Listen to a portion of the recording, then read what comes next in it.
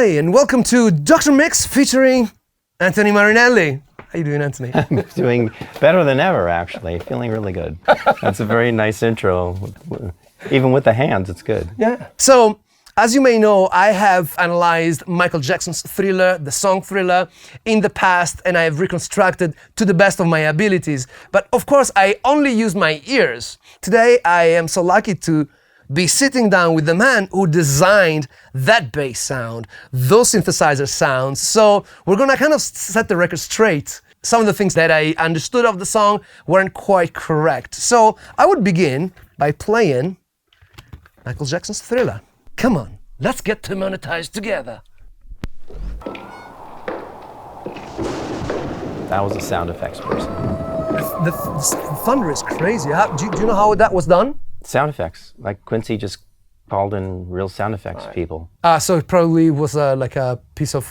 Could have been, or they could have recorded like thunder and then added to it. I mean, these are like real movie sound effects people that came in. That's ARP 2600. Yeah. High sound.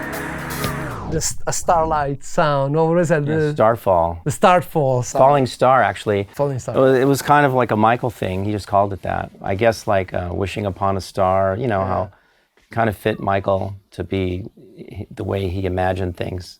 Yeah. And then he pushed this button. I made a sound on here, and then you could, instead of triggering it from the keyboard, you could trigger it manually. Yeah. So this just fires a gate, kicks off the envelope generator, so he would... All right. Now it's triggering a bass. I would start from the bass because that's obviously, the core. What I had done personally is I believed that this was a Minimoog sound. A lot of times Minimoog was used for bass. Right. But again, it was one of those situations where maybe the Minimoog wasn't available because it had a patch on it. But I also noticed that the sound needed to be played legato. So maybe if you want to give it a shot on the Minimoog, I'll show you how the sound lends itself maybe a little better to the 2600 in a few ways. Man, this Minimoog is great. That's the Minimoog that was on the session. No way. This very Minimoog. This Minimoog, yeah, this was the one that was on the session. It played on a number of, Baby Be Mine, PYT, any of 7 songs that I worked on, it was on. And you had the courage of planting holes into it. You did that. Well, not me, but yeah, somebody did that mod. That takes courage. Back then, it didn't take that much courage. Now, where you look at it, people collect these things now, and they have all sorts of different feelings. But like, look at all the holes I drilled into this thing, or had drilled into this, because it was a matter of practicality. Because I was doing like sessions, and so when I would go on a movie session, I needed the octave switching like the Minimoog. Because this 2600 is great in a lot of ways, but it didn't have octave switching on each oscillator. So I can switch this down and up and middle. So I have 3, and then I have preset voltages. I can tune this down a fifth, or up a fifth, or up a third, or an octave a third. I mean, a lot of these things are very functional. And back then, you're just like, I got to be able to do this. So I like to cut holes through my 808s. I have done it in the past, and I will do it again. Yeah, nearly in line. Nearly in line. Good enough for rock and roll. The way I tried to imitate the sound was, of course, I could hear a component of square wave. The first thing that I probably did is I selected the square wave. Probably take out all of that and leave only sustain at this stage.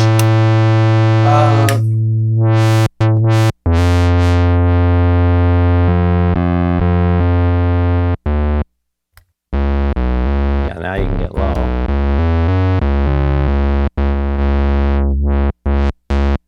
Then, of course, I would work a little bit of decay here.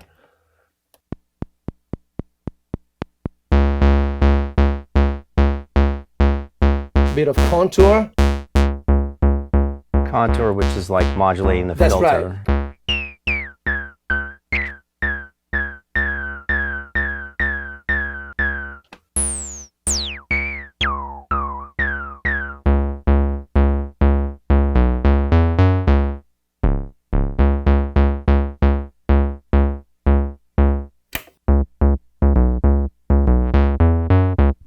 That's right, better. so this is like was my starting point, but I could feel that there was something else going on. So I think that I added like another sawtooth. I think that's what I'd done. in unison. in unison, which is a mistake, because if you do that on a machine that cannot sync the two oscillators, basically will go out of tune. So I remember struggling for this reason. I just couldn't get it. So in the end, I think I got something Not like that that. far off.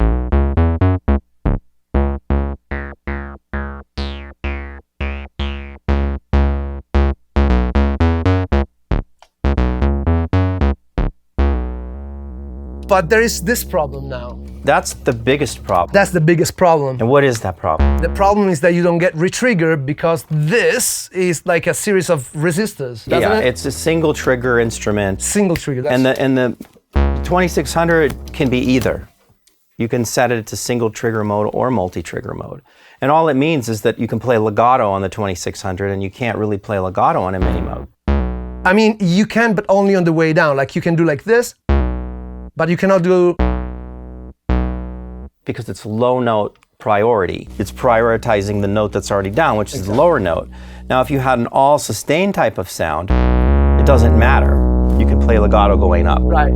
Because it's just sustaining. Yeah. But like if it's decayed, Yeah. you got nothing left to play. Right. So then You got a problem because this line needs to be articulated very legato and then pop Right. the last one. Exactly. Da, da, da, da, da, da, pop. So how did you actually do it then? I use an ARP 2600. Can you please show us? Yeah, I used pulse width modulation. And the reason I did is because I wanted it to sound like a bass, like an electric bass. It changes like the sound of the waveform. Yeah. It doesn't just go like static decay. A bass, like, you know how it kind of has that like, right? Yep. But it's not like a resonant wow or anything, but it just changes the waveform, so Yeah. it moves. So I thought, well, let me start with like a bass, you know, because it wasn't like years later where synth bass was a thing. It was like, let's get a bass sound on a synth.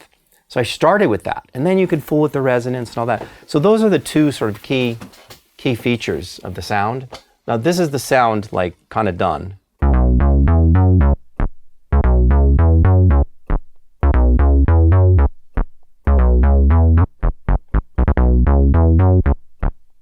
Okay, so that's what you got. And you see I can play legato, up.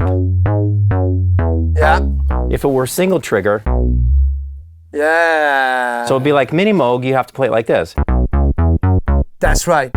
Which is what I had to do. Yeah, but you lose the feel. Completely, If yeah. you can go, Yeah. it's like, bump. But more than anything, it felt like my sound didn't have the rich harmonic texture that this sound has. Why? Because of course this sound is changing over time. Here's the sound without pulse width mod, and just one oscillator. So I'm just taking a pulse wave at less than 50% duty cycle, so it's a little skinnier than a square wave. So you're starting with a square wave. I'm starting with like a pulse wave, which is not really fully square. And there we go. Now, you hear how it's inner sound movement compared to, you hear it more in the higher register. More like a bass guitar. And the thing is that it goes together with the envelope. It's the envelope itself that triggers this Yes, movement. it's following the shape of the overall envelope. So this envelope is what's modulating the filter, and it's the same envelope that's modulating the pulse wave. But there's more of a richness, and that's just one oscillator. Then I take a sawtooth from another oscillator, and I get a little bit of chorusing by adding it. Here's without it. Well, it's from the same oscillator, isn't it? No, I'm taking oscillator 3, Okay. sawtooth, and Right. adding it into the filter. So now I have, Oh, I see. it is a 2 oscillator sound. Oh, okay. Without it,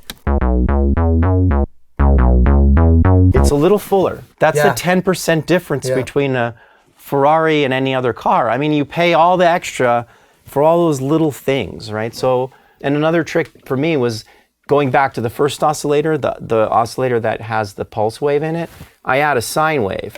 So that is not phasing like pitch-wise in any way, Right. but it adds like a ton of bass to it. Without it, it's subtle, right? But it's thinner.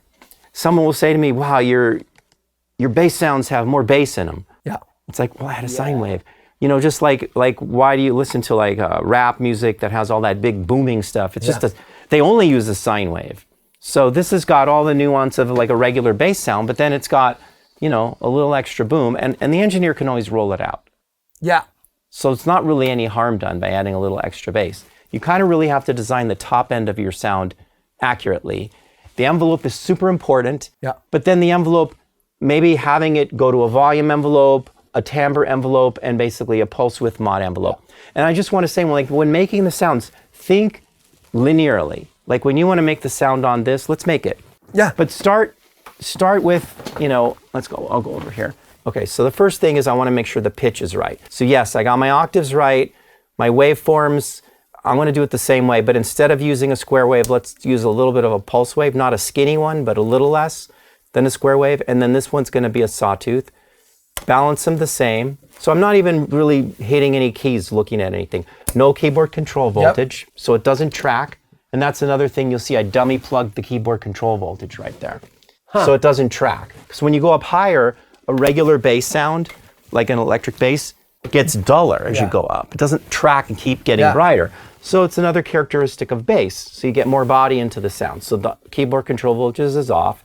And then I don't want the filter open. I want to do it all with contour, a little bit of resonance, no attack time, decay to a little bit of sustain, and then open up the VCA, because I don't really need the VCA. So I'm close. So what's missing? Now I only have to move one more knob, I think. A little more resonance. Change the decay time a little. I'm just listening. So play that one, and I'll match it the best I can.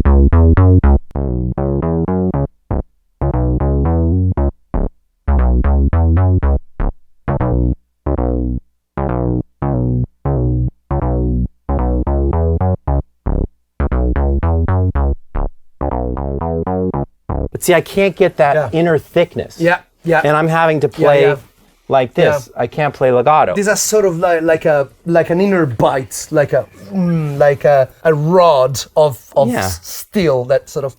Right. It's in something in the middle. I always think of it like making it chews more or something. It's like it's chewing and it's biting into the track. You know, it's moving. That's the other thing. It's not so static. Right. So, you know, those are all the different tips. Yep. Adding a sine wave to it, making your envelope generator do more than just one thing, because you have a nice curve, but let it control a couple of things, and then be aware of your performance ability on the synth. You know, if it is single trigger, then you got to realize you're gonna have to play it. Of course, you also get Greg Feeling Gaines, who comes up with all those beautiful. He's very good at doing this fills. He does keyboard fills, he does bass fills, and the ones that I prefer on Michael Jackson Thriller are.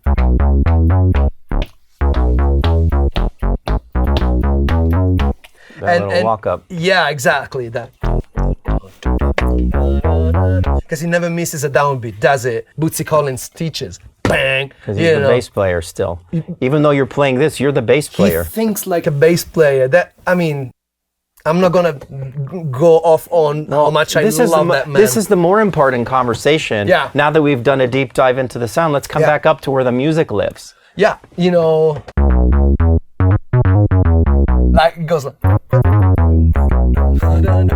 It happens, I think, two-thirds of the way in, and then in the end, it's like it becomes super like basic, more basic couldn't be.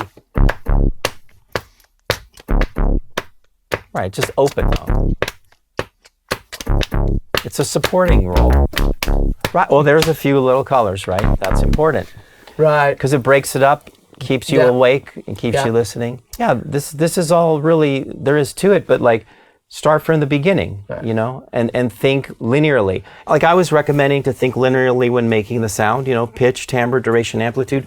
Also, when you're arranging a piece of music, you're thinking linearly because the listener is listening linearly. Yeah. So we've talked about this before, where the second verse may be something fresh in it, right? And then in the end, like they actually deconstruct the bass, so it's like simpler. So let's talk about the big stabby sound. Yeah. When I tried to recreate that, there was so much information in that so much energy, and it's a unison, so the drums are hitting together, everything is going off, so it was quite hard for me to sort of discern what was what. It's really hard. So I knew that there was a Jupiter 8. He's kissing the dirt. What if I kiss your synthesizer? So I knew that was, you know, the main synth for it, but I had no idea to what extent and how. So what I did is I simply used sawtooth, all filters open, and then just a little bit of envelope going over time. Yeah, that's pretty close. However, you used more than one synthesizer to get that sound. Yeah, it's a stack. It's like orchestration. So one synth has like just body. The Jupiter is the part you kind of hear the most.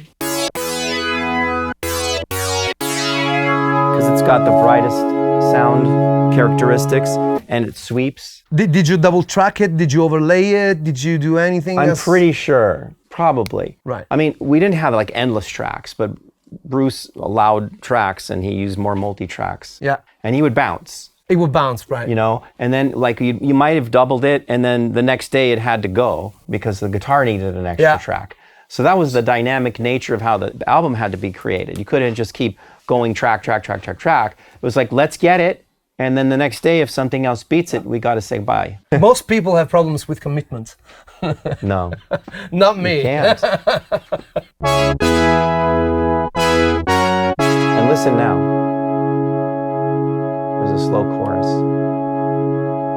So it doesn't sound like much of a sound by itself, but without the Prophet, then this is a bit skinny. So can you tell me how this is different from just using simple sawtooth detuned? How wrong did I get it?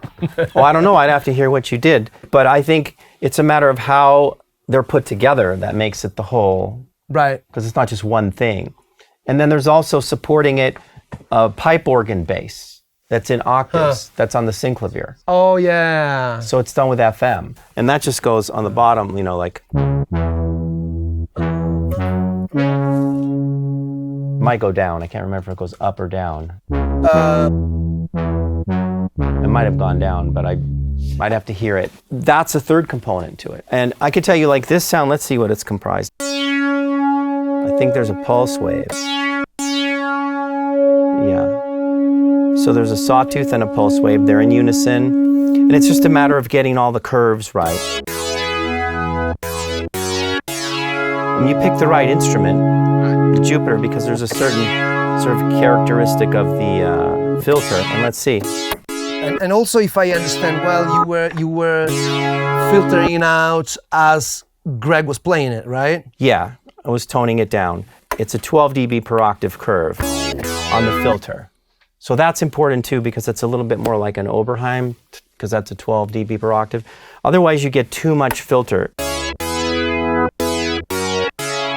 12. Stays brighter. You're not like chopping off all the high harmonics, so you have more harmonic content. I mean, it's just like little nuances about getting it. It's not really, there's only so much you could do with a vintage synth anyway. But it's like kind of how you put it all together. Yeah. And there is another thing that we were talking about with bass.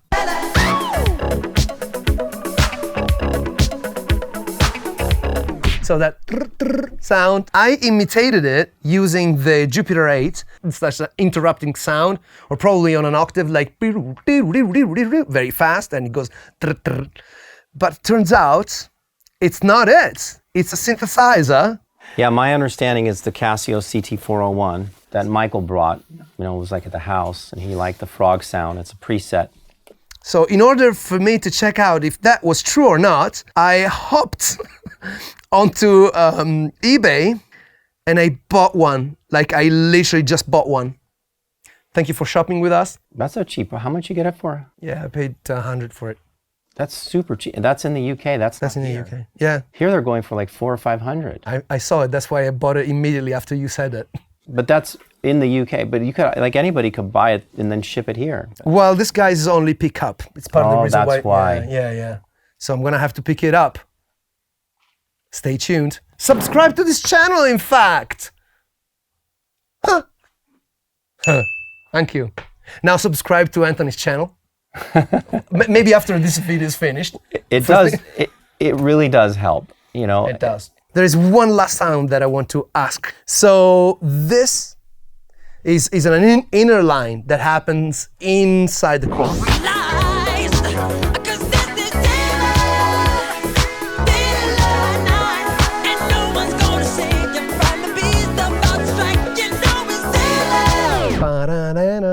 Yeah.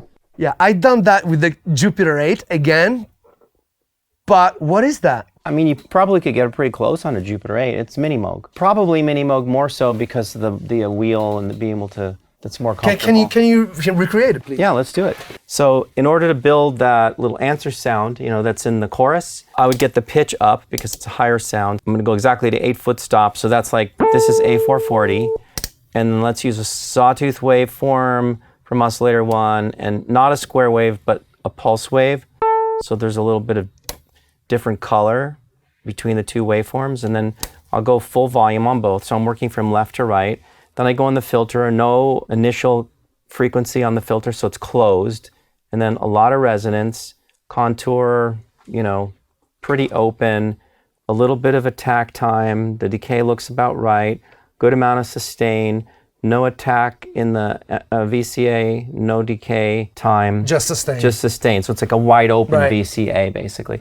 So when I first play, hopefully it'll be kind of close. Yeah.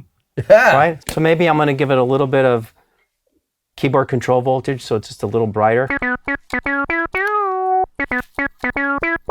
I'm going to give it a little more open. Shall we play it on top of it? Sure.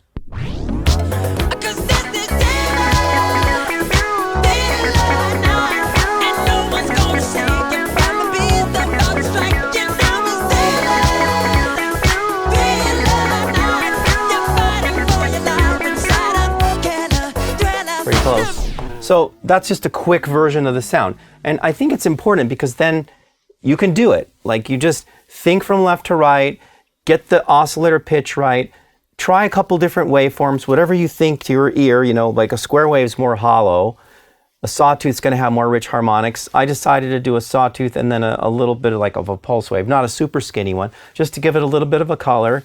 They're both even volume, but you could even play around with. You know, if you like one, you know, sometimes I'll feature one more than the other. It also helps the intonation if you feature one. The filter was easy because it was all like a moving filter. So I closed the initial frequency so it never opens. The envelope generator opens it. There's a little bit of like a slow attack time so you get that. Without it, it's just a straight attack. Yeah. It quacks a little bit like that. It quacks. That's right. Right? And then Claudio cranked up the sustain a little so you get more. If the sustain's lower, it's... Yeah, closes more. See how it moves? So this screams more. The VCA, it's just a wide open VCA, just sustain, you know. Obviously, if there's nothing will happen. So you have to pass something through here. But I didn't want to introduce any kind of volume change. That's it. But then what is it? It's like, well, it happens only in the choruses. Yeah. And it has this cool, like, you know, funky articulation to it. And if you listen to the way that Greg played it, it's like ba ba ba ba ba connected, and then he didn't go. He goes. Right. So the articulation matters, and then it stops. It's only in the choruses, and then that's what makes it good. Where it is and how it does its thing, and then it takes a break. Anthony, thank you so much for sharing all this amazing It's really knowledge. fun to see you here. And now you know the real story behind the synthesizers of the track Thriller. The little things.